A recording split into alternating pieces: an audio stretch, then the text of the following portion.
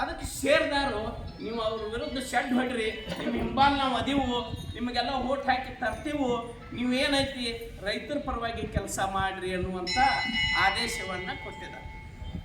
ನಿಮ್ಮನ್ನೆಲ್ಲ ಸೇರ್ದಾರನ್ನು ನಂಬ್ಕೊಂಡ ಇವರೆಲ್ಲ ಶೆಡ್ ಹೊಡ್ಯಕ್ಕೆ ತಯಾರಾಗಿದ್ದಾರೆ. ಯಾಕಂತಂದ್ರೆ ಸಾಕಷ್ಟು ನಿಮಗೆ ಈಗಾಗಲೇ ಗೊತ್ತೈತಿ ಎಲ್ಲ ರಾಜಕೀಯ. ಹೋದ ಸಲ ಯಾವ ರೀತಿ ರಾಜಕೀಯ ಮಾಡಿದ್ರು MLA ಎಲೆಕ್ಷನ್ದಾಗ ಅನ್ನೋದನ್ನು. ಯಾಕಂತಂದ್ರೆ ಇನ್ನೇನು ಆರಿಸಿ ಬರ್ತಾರ ಚಿಕ್ಕರೇವಣ್ಣವ್ರು ಅನ್ನುತ್ತಲೆ ಅಂತಂದ್ರೆ ಅದನ್ನೆಲ್ಲ ಹದಿಗೆಡಿಸಿಟ್ಟು ಅದಕ್ಕೆ ಜನ ಭಾಳ ಕಾಯತೈತೆ ಅವರು. ಈ ಇಲೆಕ್ಷನ್ದೊಳಗೆ ಅವ್ರನ್ನ ಮನೆಗಟ್ಟುನು ಅನ್ನುವಂಥ ಒಂದು ದೃಷ್ಟಿಕೋನ ಏನು ಇಟ್ಕೊಂಡು ಮಾಡತ್ತಾರ. ಅದಕ್ಕೆ ಎಲ್ಲ ವೇದಿಕೆ ಮೇಲೆ ಇರುವಂಥವ್ರು ಎಲ್ಲ ಪಕ್ಷದವರು ಸೇರಿ ಒಂದು ಪ್ಯಾನಲ್ ರೆಡಿ ಮಾಡಿದ್ದಾರೆ. ಇದ್ರಾಗ JDSನವರು ಹೋದರು, ಕಾಂಗ್ರೆಸ್ನವರು ಹೋದಾರ, BJP ಅವರು ಅದ. ಯಾಕಂತಂದ್ರೆ ಇವ್ರ ಉದ್ದೇಶ ಇಷ್ಟ, ಏನು ಶುಗರ್ ಫ್ಯಾಕ್ಟ್ರಿಗೆ ಸೇರ್ದಾರದಾರ ಸುತ್ತಮುತ್ತ ತಾಲೂಕಿನ ರೈತರಿಗೆ, ಕೂಲಿಕಾರರಿಗೆ, ಕಾರ್ಮಿಕರಿಗೆ ಅನುಕೂಲ ಆಗಲಿ ಅನ್ನುವಂಥ ದೃಷ್ಟಿಕೋನವನ್ನು ಇಟ್ಕೊಂಡ ಇದನ್ನೊಂದು ಪೆನಲ್ ಎಲ್ಲ ಗುರು ಹಿರಿಯರ ಸಮಕ್ಷಮ ತಯಾರು ಮಾಡಿದ್ದಾಗಿದೆ.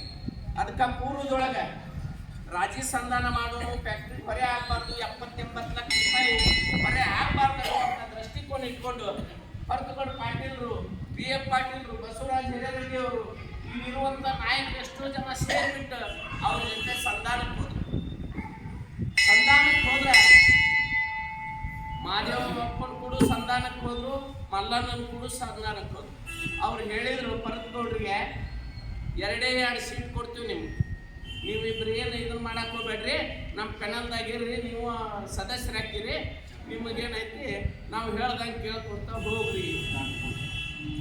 ಅವಾಗ ಅವರು ಸೆಟ್ ಹೊಡೆದ್ರು, ಆಯ್ತು ಇಲೆಕ್ಷನ್ ಅನ್ನು ಮಾಡೋಣ ಅಂತೇಳಿ.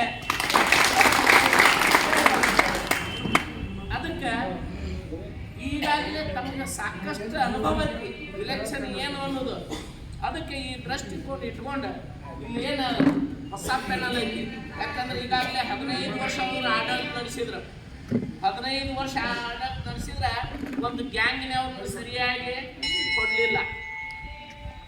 ಆನಂತರ ಅಲ್ಲಿ ಇರುವಂಥ ರೈತರಿಗೆ ಅನುಕೂಲ ಆಗುವಂಥ ವೈದ್ಯಕೀಯ ಸೌಲಭ್ಯ ಸಂಬಂಧ ಹಾಸ್ಪಿಟಲ್ ಮಾಡಬೇಕಾಗಿತ್ತು, ಇವತ್ತಿನವರೆಗೂ ಅದನ್ನು ಮಾಡಲಿಲ್ಲ. ಆನಂತರ ರೈತರ ಮಕ್ಕಳಿಗೆ ಅಥವಾ ಸುತ್ತಮುತ್ತ ಎಲ್ಲ ಜನರಿಗೆ ಉಪಯೋಗ ಆಗಲಿ ಅಂತೇಳಿ ವಿದ್ಯಾರ್ಥಿಗಳಿಗೆ ಶಾಲೆಯನ್ನು ಮಾಡಬೇಕಾಗಿತ್ತು. ಪ್ರಾವಿಷನ್ ಅದಾವಲ್ಲಿ ಕಾರ್ಖಾನೆ ಒಳಗೆ, ಸಾಕಷ್ಟು ದುಡ್ಡು ಐತಿ. ಅದಕ್ಕೆ ಈ ಒಂದು ಎಜುಕೇಷನ್ ಸೊಸೈಟಿ ಇದನ್ನು ಮಾಡಲಿಲ್ಲ, ಶಾಲೆಯನ್ನು ತೆಗಿಲಿಲ್ಲ.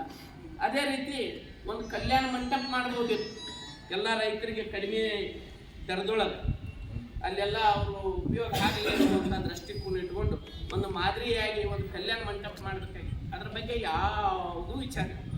ಗಾಡಿ ಅಂತೂ ಅವ್ರು ಸ್ವಂತ ಆಗಿಬಿಟ್ಟೈತಿ, ಫ್ಯಾಕ್ಟ್ರಿ ಒಳಗೆ ಏನೇನು ಕೆಲಸ ಇಲ್ಲ, ಆದರೂ ಸಹಿತ ತಮ್ಮ ಸ್ವಂತ ಗಾಡಿ ಬಿಟ್ಟ ಪೆಟ್ರೋಲು ಡೀಸೆಲ್ ಹಾಕಿಸಿ ಇದನ್ನು ಉಪಯೋಗ ಮಾಡ್ಕೊಂಡು ನಾವು ಉಪಯೋಗ ಮಾಡ್ಕೊಳ್ಳಿ ಅಧಿಕಾರ ಐತೆ ಅವರಿಗೆ.